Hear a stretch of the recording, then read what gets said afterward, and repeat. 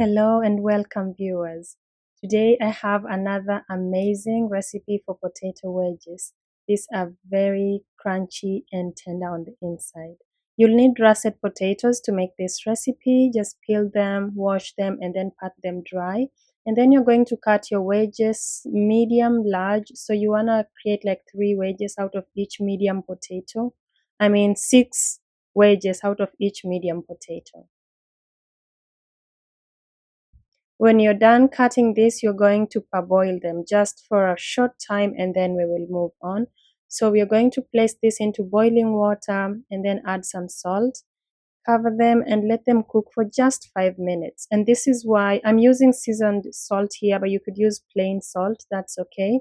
It's important to keep your wedges slightly big so that as they cook here, they do not cook too quickly through and then break apart. So just boil them for 5 minutes and immediately drain the water and place the potatoes in a large bowl. So they are done here. They are not too cooked and so they are still firm. Take them off the heat, drain the water and place the potatoes in a large bowl, and then we are going to season this in 3 stages. Start with olive oil or regular vegetable oil and melted butter. So I added 2 tablespoons of olive oil and another 2 tablespoons of melted butter, and then just toss the potato wedges in that mixture to coat the potatoes evenly, and then we are going to season this. I have onion powder, garlic powder, black pepper, Italian seasoning paprika, and some more seasoned salt, but you could also just use plain salt. Mix the ingredients nicely before sprinkling them on so they are nicely distributed, and then sprinkle everything on the potatoes like so, and then add some cornstarch.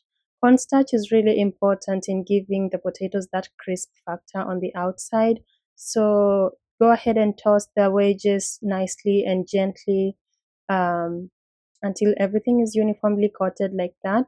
And then we are going to add some Parmesan cheese, about 3 tablespoons of Parmesan. Just sprinkle those in there and then toss the potatoes again. And now you're almost ready to start baking.